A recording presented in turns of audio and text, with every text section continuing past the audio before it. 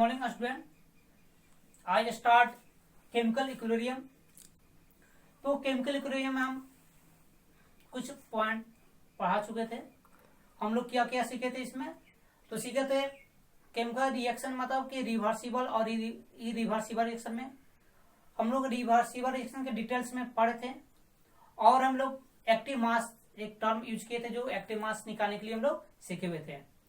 तो एक्टिव मास सीखने के बाद हम लोग सीखे थे law of mass action. Law of mass action कुछ पॉइंट सीखे थे लॉ ऑफ मास एक्शन में, और कुछ पॉइंट आज हम लोग सीखने वाले हैं। लॉ ऑफ मास एक्शन में हम लोग देखे थे मतलब कि ये जो कंडीशन है जो लिखा हुआ है यहां तक हम लोग कर चुके थे।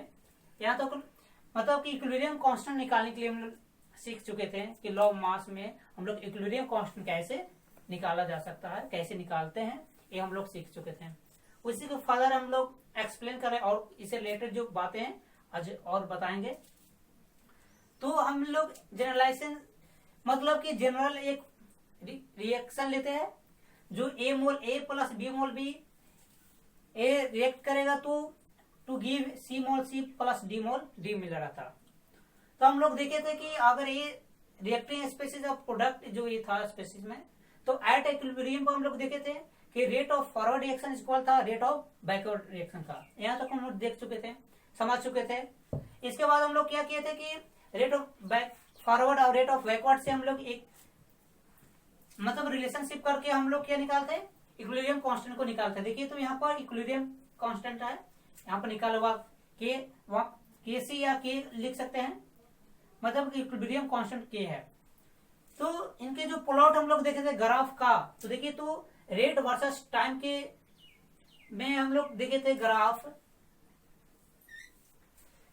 तो हम लोग क्या देखे कि हम लोग एक ग्राफ प्लॉट में हम लोग क्या समझे थे, क्या सीखे थे ए पॉइंट की रेट ऑफ रिएक्टेंट का इनिशियली में इन्फिनाइट लिए हुए थे, कुछ लिए हुए थे कि कुछ रेट था। उसी समय हम क्या बात किए थे कि इनिशियली टाइम पर प्रोडक्ट का जो रेट था वो 0 रखे थे।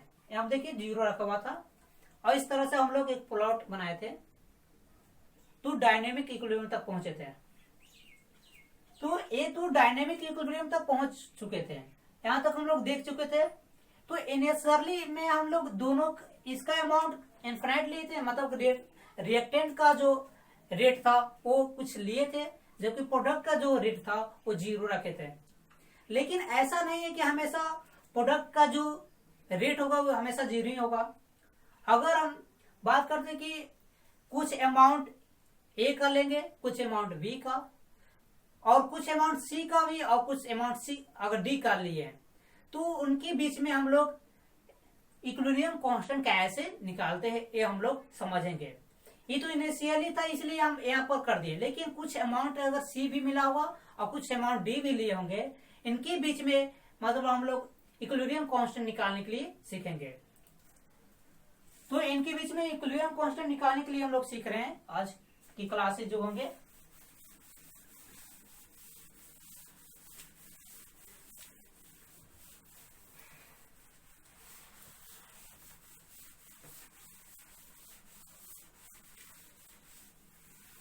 तो हम लोग एक इक्वेशन के थ्रू में देखते हैं कि एक्टिव मास ए डैश ये क्या,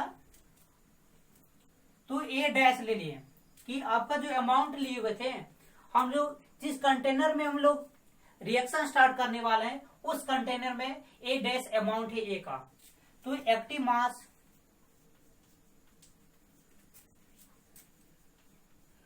मास of A, similarly B dash क्या है, तो हम शुरू अब क्या लेंगे active mass of B. B का क्या है, मतलब बी डैश क्या है, एक्टिव मास बी का है। ए डैश क्या है, एक्टिव मास ए का है। ये हम ले रहे हैं, मतलब कि ये जो हम रिएक्शन करवा रहे हैं ये हम पर डिपेंड करता है कि हम क्या अमाउंट में रिएक्शन करवाना चाहते हैं, कितने अमाउंट में कराना चाहते हैं। और मतलब कि प्रोडक्ट भी कितना मिलना चाहिए ये हम पर डिपेंड करता है। उसी प्रकार से अगर सी का बात करेंगे तो सी डैश का मतलब हुआ कि एक्टिव मास ऑफ सी का, और डी की बात करेंगे तो ए क्या है एक्टिव मास डी का ये है वैल्यू हम ले लिए। अब हमको देखिए तो यहाँ पर एक्टिव मास ले लिए, अब रिएक्शन स्टार्ट हुआ इनके बीच में, रिवर्सिबल रिएक्शन स्टार्ट हुआ है तो मतलब कुछ रेट होगा फॉरवर्ड रिएक्शन का तो कुछ रेट बैकवर्ड रिएक्शन का होगा। इस तरह से हम लोग यहाँ पर एक इक्विलिब्रियम कंडीशन में हम लोग को जब भी इक्विलिब्रियम कांस्टेंट का वैल्यू निकालना होगा तो इक्विलिब्रियम कांस्टेंट पर हम लोग बात करेंगे। इक्विलिब्रियम कांस्टेंट पर ही बात कर सकते हैं इनका वैल्यू। अगर बात करें डिफिनेशन का या वैल्यू ऑफ, याद रखिएगा कि जब भी हम इक्विलिब्रियम कांस्टेंट की बात करेंगे तो value and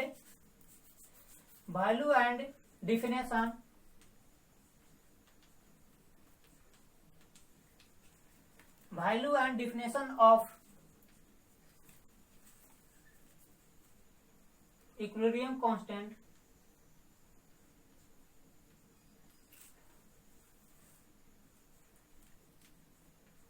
always hold at equilibrium condition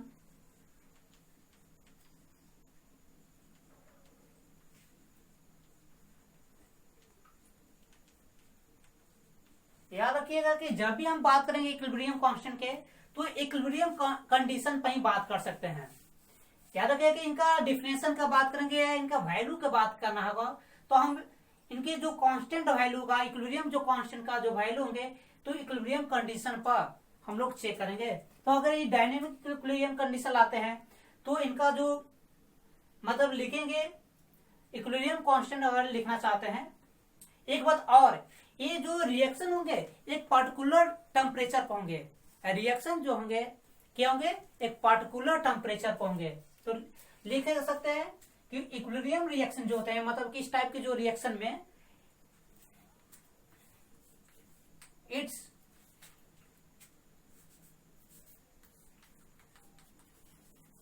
fix at a reaction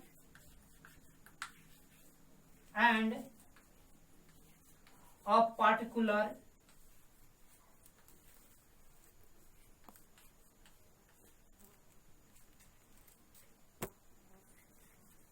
cooler temperature।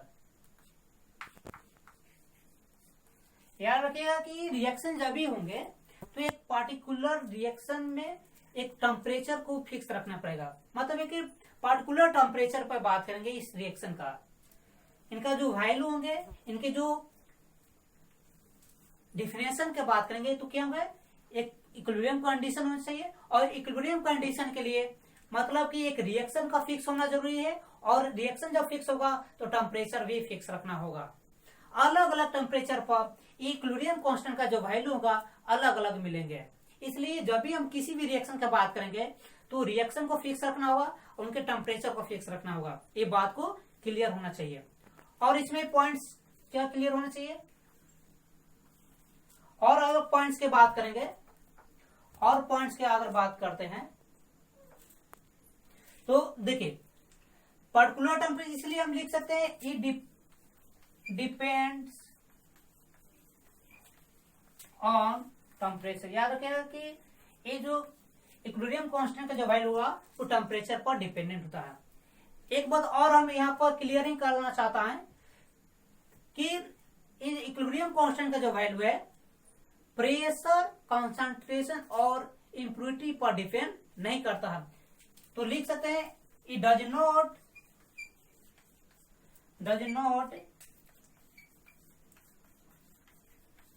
Depend on pressure concentration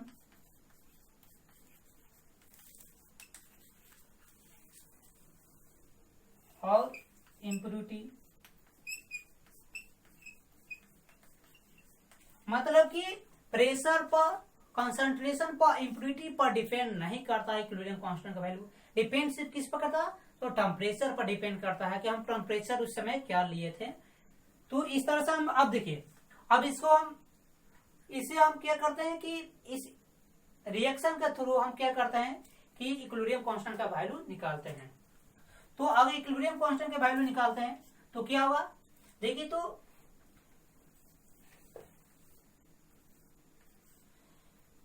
product का अमाउंट ऊपर रखना होगा सी, और अपॉन ए डैश में जो था ए, और यहां पर बी डैश बी। तो इससे क्या मिला, एक कांस्टेंट मिलता है के। तो एक तो क्या था, तो के बराबर हम लोग इतना मिला था इक्विलिब्रियम कांस्टेंट, इसके बराबर में हम क्यू कहते हैं। यहां पर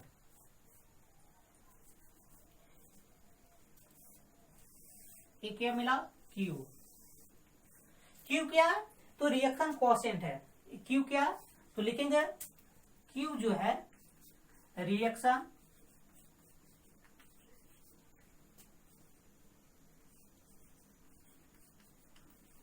कोएफिशिएंट, ये क्या है, रिएक्शन कोएफिशिएंट। तो अब क्यू देखिए, तो अब क्यू का तीन कंडीशन यहाँ पर हम लोग देखेंगे कि इक्विलिब्रियम कांस्टेंट और क्यू में क्या रिलेशनशिप है, हम लोग चेक करेंगे। तो अगर ये पॉइंट्स को अच्छी तरह से लिख लिए हैं, समझ लिए हैं, तो ठीक है, उसको हम वहां से बिल्कुल ही साफ करना चाहते हैं। अब देखिए जो क्यू है क्या है, तो रिएक्शन कोएफिशिएंट है। अब देखिए यहाँ कंडीशन हम लोग यहाँ पर केस फर्स्ट का अगर बात करते हैं, केस फर्स्ट में हम लोग क्या देखेंगे, जो क्यू है ये लेस देन के क्या है, इक्विलिब्रियम कांस्टेंट है, और क्यू क्या है, रिएक्शन कोएफिशिएंट है। तो अगर इक्विलिब्रियम कांस्टेंट का वैल्यू ज्यादा होगा क्यू से, अगर इक्विलिब्रियम कांस्टेंट का वैल्यू क्यू से ज्यादा होगा तो क्या होगा कि रिएक्शन सिर्फ फॉरवर्ड डायरेक्शन में होगा। देखिए तो एक्चुअल में हम लेना क्या इक्विलिब्रियम पर रखना चाहते थे कि इक्विलिब्रियम पर हमको अमाउंट ए का ज्यादा है और सी और डी के अमाउंट कम है। ए और बी का अमाउंट क्या है कि ज्यादा ले लिए और सी और डी के अमाउंट कम है। देखिए इक्विलिब्रियम क्या होता है, तो होना चाहिए था कि दोनों का इक्वल होना चाहिए था अमाउंट, लेकिन है क्या कि हम ए और बी का अमाउंट ज्यादा लिए और सी और डी का अमाउंट कम है। इस कंडीशन में क्यू जो है लेस देन के, दैट मीन्स हुआ कि यहां पर जो रिएक्शन के सिर्फ फॉरवर्ड डायरेक्शन में रिएक्शन होंगे, रिएक्शन फॉरवर्ड डायरेक्शन ऑकर, सिर्फ रिएक्शन किस डायरेक्शन में होंगे, तो यहां पर जो रिएक्शन फर्स्ट केस में हम लोग देखेंगे अगर क्यू का वैल्यू के से कम होगा तो जो रिएक्शन होंगे वो सिर्फ फॉरवर्ड डायरेक्शन होंगे, इसलिए फॉरवर्ड डायरेक्शन आकर यहाँ पर होंगे। कंडीशन अगर सेकंड के बात करते हैं, तो अगर केस सेकंड के बात करते हैं, कंडीशन सेकंड के बात करते हैं, तो केस 2 का अगर बात करते हैं तो क्यू जो है ज्यादा होगा के से। अगर क्यू का वैल्यू के से ज्यादा हुआ तो देखिए तो हम क्या लिए कि रिएक्शन में सी और डी का अमाउंट ज्यादा ले लिए और ए और बी का अमाउंट कम लिए। तो इक्विलिब्रियम पर क्या होना चाहिए था, इक्विलिब्रियम पर होना चाहिए था कि सी और डी का अमाउंट कम होना चाहिए और ए और बी का अमाउंट और ज्यादा होना चाहिए था, तो ना इक्विलिब्रियम पाता। तो इस कंडीशन में हम क्या किए कि सी और डी का अमाउंट ही ज्यादा हो गया और ए और बी का अमाउंट कम हुआ, तो इक्विलिब्रियम पर रहना है। इस कंडीशन में क्यू जो है वो ग्रेटर देन हो गया के से। तो इस केस में सिर्फ रिएक्शन बैकवर्ड डायरेक्शन में होंगे, यहाँ पर फॉरवर्ड डायरेक्शन में रिएक्शन नहीं होंगे। तो यहाँ पर बैकवर्ड रिएक्शन अकर, यहां पर सिर्फ क्या होगा बैकवर्ड रिएक्शन होंगे अगर क्यू का वैल्यू के से ज्यादा हुआ तब, अगर क्यू का वैल्यू के से कम हुआ तो फॉरवर्ड रिएक्शन में होंगे, अगर क्यू का वैल्यू ज्यादा होगा के से तो बैकवर्ड रिएक्शन होंगे। केस नंबर थर्ड, अगर Q इक्वल टू K, अगर दोनों ऐसे कंडीशन हम बात करेंगे कि दोनों का अगर वैल्यू सेम हो जाए, दोनों का वैल्यू अगर सेम हो जाए, अगर दोनों का अगर वैल्यू सेम होगा तो neither forward reaction nor backward है।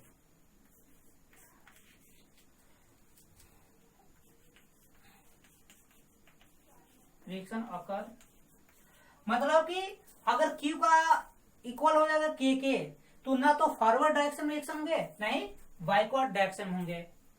याद रखिएगा, neither forward nor backward direction में रिएक्शन होंगे। तो ये 3 केस है। केस नंबर 1 याद रखिएगा कि अगर Q का वैल्यू कम हुआ K से तो फॉरवर्ड डायरेक्शन में। केस नंबर 2 में अब Q का वैल्यू ज्यादा हुआ K से तो बैकवर्ड डायरेक्शन में। अब Q और K आपस में बराबर होगा तो neither forward direction nor backward direction में रिएक्शन आकर होंगे। क्लियर, यहां तक तो क्लियर हुआ। अब इसी को से रिलेटेड एक क्वेश्चन एनसीईआरटी में है, हम उसको आज बता देते हैं कि कैसे वैल्यू पुट किया जाता है। एक्चुअल में और इसमें था तो नेक्स्ट क्लास में बताएंगे कि गैसेस फेज में हम लोग बात कर रहे थे होमोजीनियस हेटेरोजीनियस जो रिवर्सिबल रिएक्शन की बात कर रहे थे, तो अब एक एक करके हम लोग नेक्स्ट क्लास में पढ़ेंगे। लेकिन इससे पहले हम लोग क्वेश्चन यहाँ पर कर लेते हैं जो एनसीईआरटी का है। तो देख लेते हैं कि क्वेश्चन क्या है।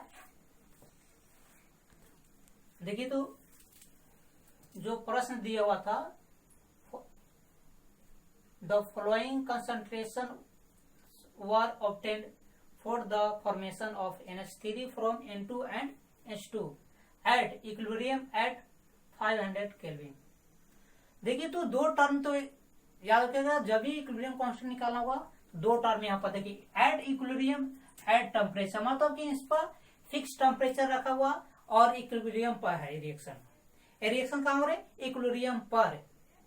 और उनकी कुछ मतलब कि कुछ वैल्यू दिया हुआ, N2 का वैल्यू दिया 1.5 इंटू 10⁻², की पावर में है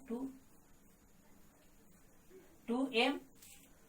H2 का वैल्यू दिया 3.0 इंटू 10⁻² एंड NH3 का वैल्यू दिया हुआ 1.2 into 10⁻² -2m। Calculate the equilibrium constant, मतलब K का वैल्यू पूछ रहा है। K का वैल्यू निकालने के लिए हम लोग इक्विलिब्रियम कांस्टेंट निकालने के लिए, तो जब भी कंडीशन याद रखिएगा, इक्विलिब्रियम अगर निकालना है कांस्टेंट, तो इक्विलिब्रियम कांस्टेंट निकालने के लिए इक्विलिब्रियम कंडीशन पर रिएक्शन होना चाहिए और टेम्परेचर फिक्स रखना चाहिए। ये दो बात पर क्लियर होना चाहिए।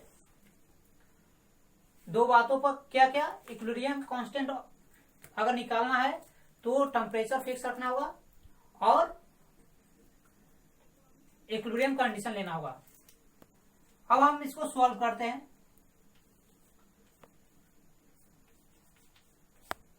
तो पहले देखिए, दिया और रिएक्शन को हम पहले अरेंज करते हैं। रिएक्शन को मतलब वायलेंस इक्वेशन बनाते हैं पहले।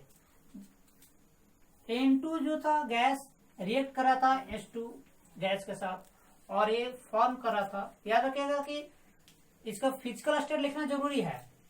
रिएक्शन जब भी लिखिएगा तो फिजिकल स्टेट, NH3 दिया, इसको बैलेंस करने के लिए यहाँ पर 3 से मल्टीप्लाई, यहाँ पर 2 से, तो इक्वेशन क्या हो गया, बैलेंस हो गया। देखिए 2 nitrogen 2 nitrogen 6 hydrogen 6 hydrogen balance हो गया। तो अब इक्वेशन को पहले क्या करना है कि इक्विलिब्रियम में ले जाने के लिए क्या करेंगे कि इक्वेशन को बैलेंस कर लेंगे। इक्वेशन को जब बैलेंस कर लेने के बाद अब हम इक्विलिब्रियम पर बात करते हैं, एट इक्विलिब्रियम का, एट इक्विलिब्रियम। तो इक्विलिब्रियम पर बात करते तो हमको निकालना है कि मतलब क्या हो रहा है, इक्विलिब्रियम कांस्टेंट निकालना है। तो क्या फॉर्मूला जानते हैं, तो मतलब प्रोडक्ट का एक्टिव मास जो दिया वो लेंगे, उसके ऊपर पावर एराइज करेंगे, कोफिशिएंट जो होगा, तो NH3 और इसके पावर पर 2 और नीचे में रिएक्टेंट का वैल्यू लेना होगा, तो इसका वैल्यू एक्टिव मास N2, इसके पावर 1 है और H2 इसके पावर 3 है। ये रख लिए। अब इनके वैल्यू जो होगा मतलब ये वैल्यू पुट कर देते हैं। तो देखिए, तो अगर NH3 का देखिए तो कितना दिया हुआ 1.2 इंटू 10 का पावर -2 इसके होल स्क्वायर अपॉन देखिए तो N2 का वैल्यू कितना दिया 1.5 इंटू 10 का पावर -2 इनके तो पावर 1 है तो 1 अगर रखते हैं तो कोई इफेक्ट नहीं पड़ेगा इसलिए पावर छोड़ते। अब इनका वैल्यू देखिए तो H2 का वैल्यू कितना दिया हुआ तो 3.0 इंटू 10 के पावर -2 इनके वैल्यू कितने पावर क्यूब में तो इनके जो कोफिशिएंट 3 है तो 3 दे दिए। इनको अब सोल्व कीजिएगा तो कैलकुलेशन को सोल्व कीजिए। देखिए तो अगर पावर की बात करते हैं तो देखिए पावर ऊपर में -4 होगा नीचे में देखिए कितना हो जाएगा -6 और -2 मतलब कि बेस सेम है तो पावर जुटेगा तो -8 है ऊपर जाएगा तो -4 में से +8 चलेगा तो +4 बचेगा। यहां तक देखिए 1.2 इंटू 10 का पावर 4 प्लस हो जाएगा। ये पावर को पूरी तरह से हटा दे इसका अगर 3 का मल्टीप्लाई करेंगे तो 27 में 1.5 तो अब बचा हुआ 1.5 इंटू 27 इतना बचा हुआ था। ये पॉइंट से कैंसिल कर दिए 3 का तो 4 टाइम्स में और ये 5 टाइम्स में। अब इसको मल्टीप्लाई करके इतना सा भाग दीजिएगा तो आएगा 0.106 इंटू 10 का पावर। और इसको अगर देखिए दशमलव को अगर डिजिट के बाद रखना है तो इधर अगर करते हैं तो एक दशमलव यहां से एक पावर में लेस होगा तो 1.06 इंटू 10 का पावर 3 हो जाएगा क्योंकि यहाँ पे एक लेस हो जाएगा लेस कर दिए। इतना वैल्यू किसका आया तो इक्विलिब्रियम कांस्टेंट का वैल्यू आया। तो एक टाइम के बेसिस पर था तो मोल पर लीटर हो जाएंगे मतलब इतना एम आएंगे इसका आंसर। तो ये क्या होंगे अब देख लीजिए कि